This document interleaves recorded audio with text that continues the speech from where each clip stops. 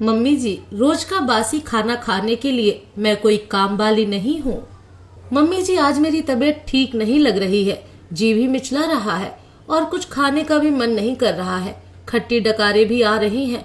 आज मैं खाना नहीं बना पाऊंगी। हम बाहर से ऑर्डर कर लेते हैं, सुलेखा ने धीमी आवाज में कहा।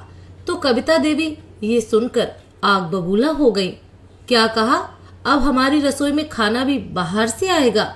चौगुने दाम देकर मैं इतने लोगों के लिए खाना बाहर से मंगवाऊंगी। पैसे क्या पेड़ पर उगते हैं?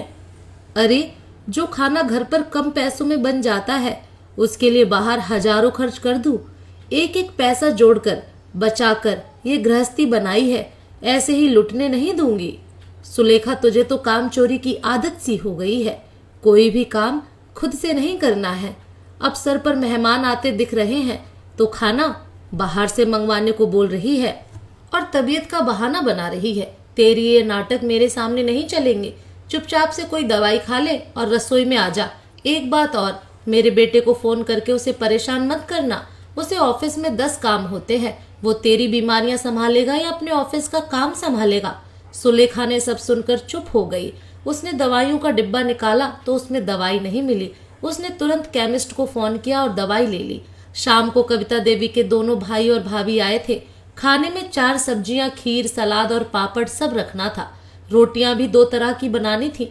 सासू माँ तो आदेश देकर टीवी देखने में लग गई। सुलेखा ने जैसे तैसे खाना बनाया।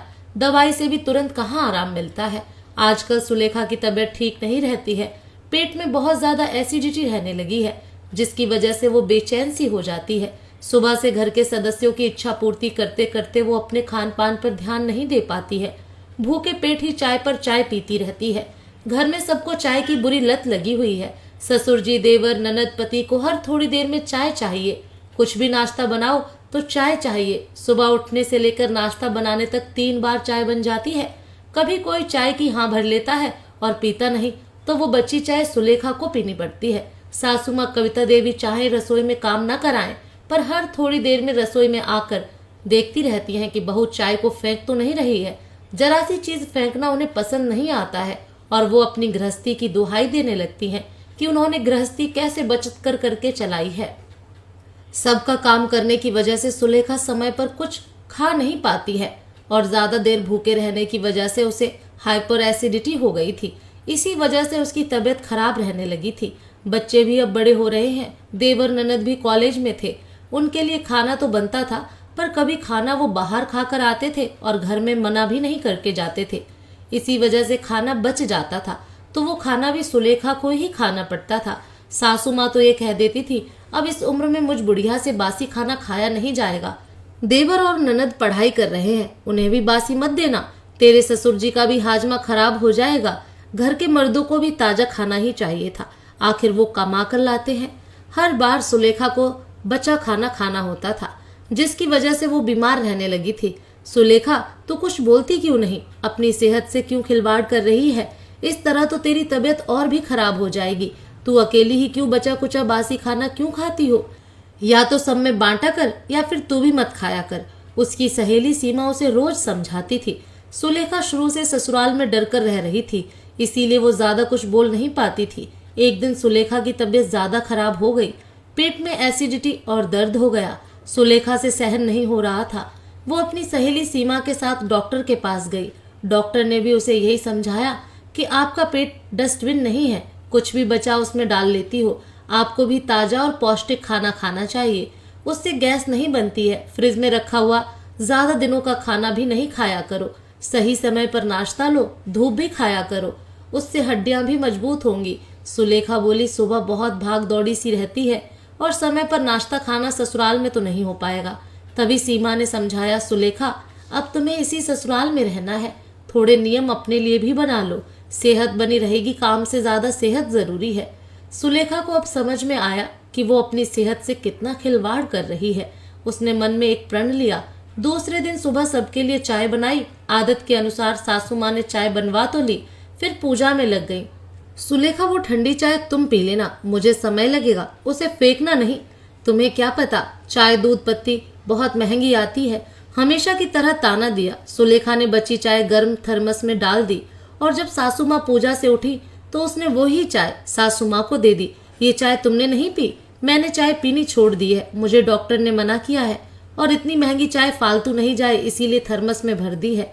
अच्छा, तो चाय बनाने में भी अब जोर आने लगा है?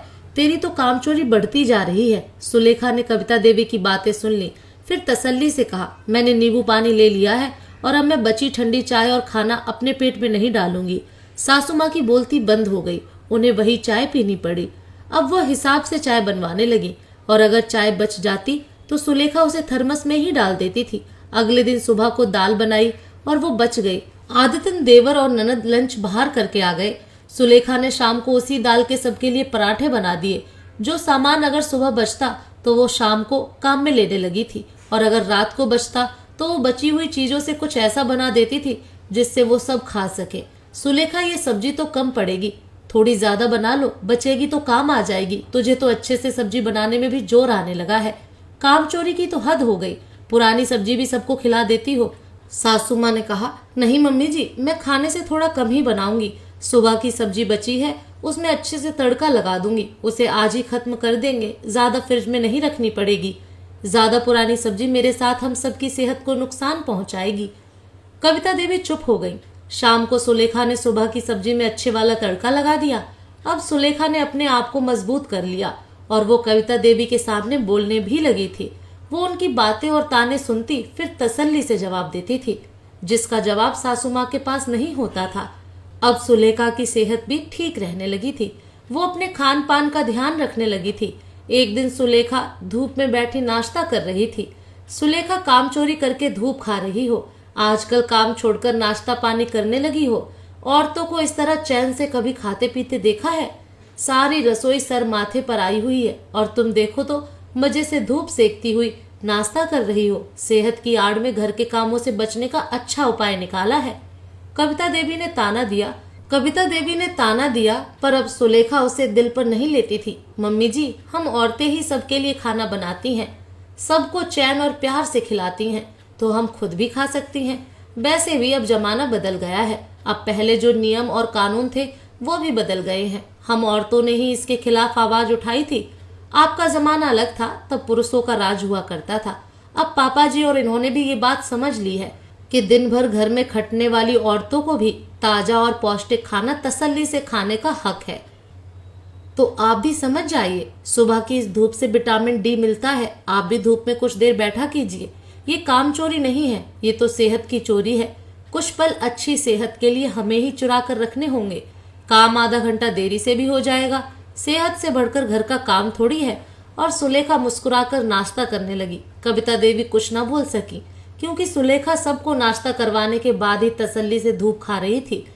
सुलेखा ने अपनी सोच बदली और अपनी दैनिक दिनचर्या और खान पान को बदल दिया। घर के कामों से कुछ समय अपने लिए चुराकर उसने अपनी सेहत बना ली। कविता देवी अब ज्यादातर शांत रहती थी, क्योंकि सुलेखा अब काम भी करती थी, पर साथ ही अपनी सेहत का भी ध्यान रखती थी और कोई चीज फालतू नहीं जाने देती थी।